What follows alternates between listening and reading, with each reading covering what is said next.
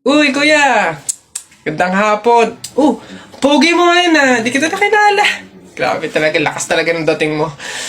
Kuya, pwede ba kaming lumabas saglit? Kasi magbibideo na kami ng assignment. Super duper, saglit lang talaga. Ay, hindi. Pasok, pasok. Baka mapagalitan pa ako. Kuya, saglit lang talaga. As in, wala pa nga 5 minutes. Super duper to the over. Saglit lang talaga. As in, hindi kami magtatagal. Good take lahat. Walang take two. As in, dali na, saglit lang, deadline na namin mamaya. O sige na, bilisan nyo lang Ay, thank you. The best ka talaga. Game na. Ikaw na mauna ka na. Okay, 1, 2, 3. Ang kapal ng mukha mo! Niloko mo ko! Paano mo nagawa sa akin to? Lahat binigay ko sa'yo, ha? Kuya, 20 pesos na fishball, maanghang yung sauce. Dali. Hala, sige, ngayon ka magpaliwana. Ako naman. Go. Bakit? Ha? Ako lang ba nagloko? Di ba ikaw din? Nung mga panahon na wala ka. Wala akong malapitan dahil nandun ka sa mga ex mo, di ba? Kung scramble yung tikten tapos dami mo ng alamang. Ano, sige, ngayon mo ay sumbat sa akin lahat. Okay na po. Thank you po. Hoy! Pasok! Ito pa. Uy, gagi na kita. Gagi!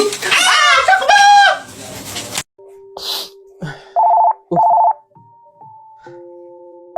Hello, Nay. Napatawag po kayo. Kamusta po? Anak, baka meron ka pang 10,000 dyan. Pangdagdag lang sana sa pang-araw-araw dito sa bahay. Nay, di ba po kakapadala ko pa lang ng 15,000 nung nakaraang linggo? Ayun na nga, naubos na eh. Nag-aya kasi yung mga kumari kong mag-outing. Diyos ko. Nay naman, malaking halaga po yun. Sana naman tinipid ninyo. Hindi po ganun kadali kitain yun eh. Nay, pasensya na po. Hindi po ako makakapag-abot pa ngayon. Wala din po ako. May mga bayarin din po ako dito tsaka gastusin pang araw-araw. Teka, ang yabang na itong sumagot Kung makapagsalita ka, para ang laki ng kasalanan ko Nakapag-abroad ka lang, ganyan ka na magsasagot? Puro ka lang naman pasarap dyan? Singiling kaya ka sa pagpapalaki ko sa'yo. Huwag ka mag-alala, hindi ka namin kailangan. Kaya namin nang wala ka. Sobra naman ho kayo, Nay. Hindi naman po ganun kadali magtrabaho dito sa abroad eh. Kasi lahat salo-salo mo. Yung kapag nahihirapan ka, yung may sakit ka, nalungkot ka, wala. Ikaw lang mag-isa. Wala kang katulong, wala kang karamay. Pero Nay, bakit ganun? Yung isang beses ka lang hindi nakapagbigay pero parang buong pagkatao ko na yung hinisgahan ninyo. Itong pag-a-abroad ko, Nay, kayo naman po yung may gusto nito, di ba? Hindi po ako.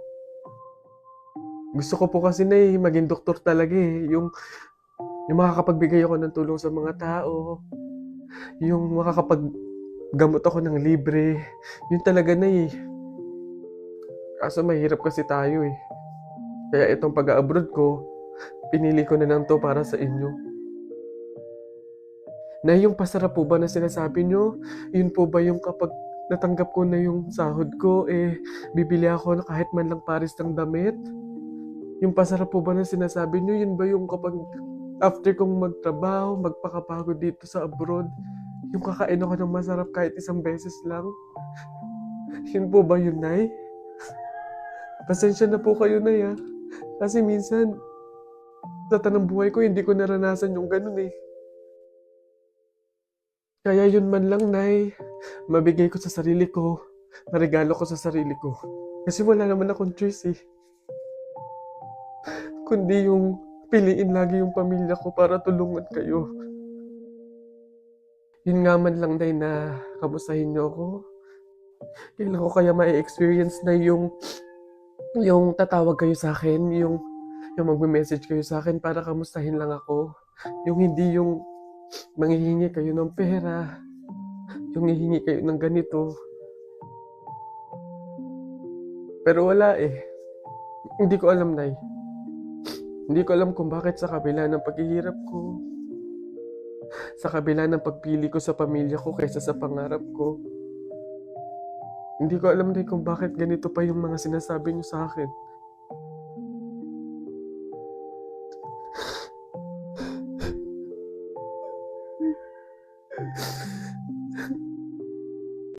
Pabili po, pabili. Oh, what's up, boy? Oh! Yari, English ba naman? Ano ba yan? Yeah, what do you want? Gigil talaga ako nito eh. Do you have solution that mix evenly with organic compound substances and had undergone fermentation and instilled in a solid state of matter in a homogeneous mixture? Ano yan? Di mo pala alam eh. The Red Horse. Bonak. Ganon. Mintik na bata to. Ang init. Pabili, pabili. Ano yun? Pogi to. Yung pabili po ako ng biskwit po. Arte. Ano pa? Tsaka po nung ano po, yung drinks po na yun po. Ayun po, isa lang po. Arte, hindi naman maganda. Ano sabi mo? Hay, narinig ko yun Hindi porque pogi kayo, ipapalagpasin ko yung mga sinasabi mo sa akin. Kaya lang naman ganito yung naging itsura ko, naubusan ako ng skincare, no? Skincare product lang naman pala. Ito mag-aqua skin ka na lang. Ito yung kanilang latest product, yung kanilang food supplement capsule, yung kanilang collagen, tsaka yung kanilang Chubake soap. Oh, gamitin mo. Ano ba itong mga to? Sige na nga, bay na nga, arte mo. Bala ka dyan. Yabang nun Papatunayan ko sa kanya nagaganda ulit ako.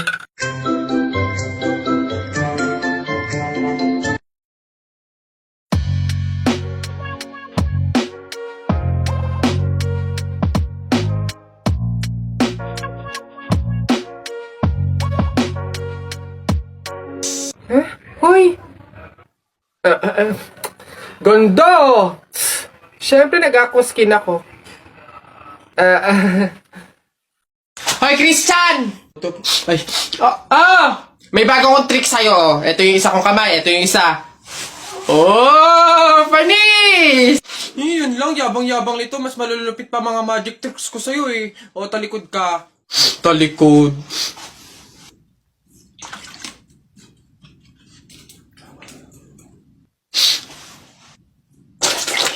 Oh! Panis! No, paano nang... Ay, yun lang, yabang-yabang na agad. Oh, ito. Oh, tamo ayan Oh. Oh. Ano, panis! Mga ka na naman! Wait lang, meron pa ako isa. Kala mo, ikaw lang. To, matigas yan Oh, matigas. Oh. Ano, panis? Kala mo, ikaw lang yabang-yabang mo. Wala yan, para yan lang Wala yung talo dito.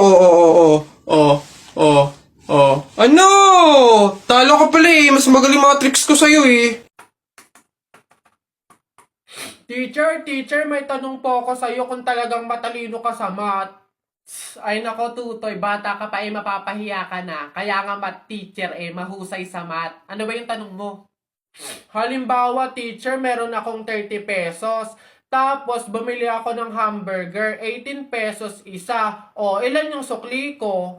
Diyos ko, Tutoy, napakadali. 30 pesos minus 18. O, edi 12. 12 pesos ang sukli mo. Mali, teacher. Ha? Bakit? Paano mali? 2 pesos lang sukli ko. 20 lang kaya binayad ko. May nakita ka bang 30 pesos na buo? Bono.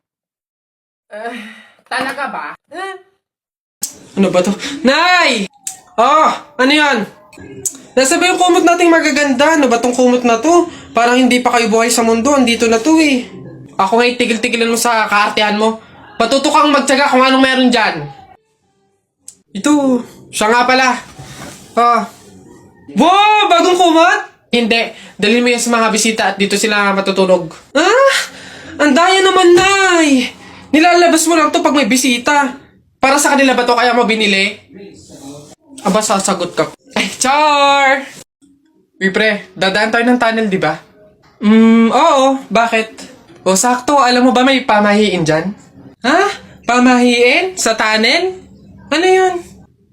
Ang sabi kasi nila, kapag daw dadaan ka ng tunnel, huwag ka daw hihinga hanggat hindi ka nakakalagpas sa dulo. After mo daw makalagpas, ayun na, make a wish, tapos ayun, matutupad daw. Try natin. Baliw ka pre, hindi pwede. Ang haba ng tunnel na yan, oh. Pang mga maiikling tunnel lang ata yung mga sinasabi mo. Mamatay pa tayo dyan. Pre, wag kang KJ. Ayan na, oh. Sayang yung pagkakataon. Go na, minsan lang to. Oh, ayan na pre, ayan na, ayan na. 1, 2, hati ka lang. 3, go.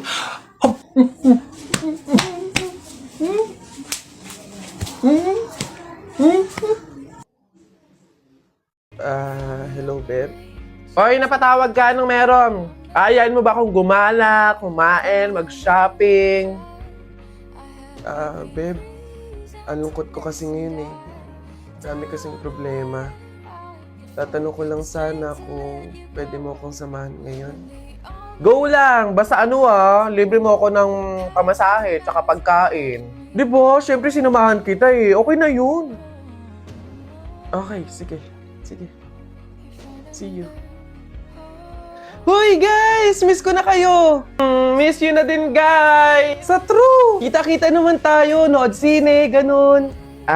Busy pa ako sa work eh. Same, busy din sa work. Pero kung libre mo, why not? Joke! Sige.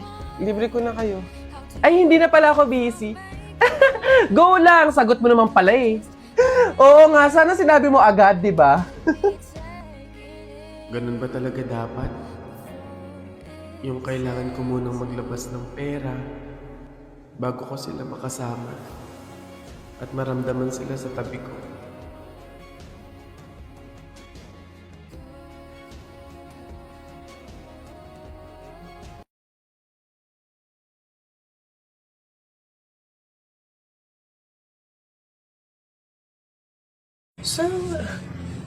Oy anak! Ano yung ginagawa mo? Bakit ka dyan kumakain sa dilim ha? Alam mo, bawal yan pamahiin yan. Hindi ka daw pwedeng kumain ng pagkain sa dilim. Mabubulag ka daw.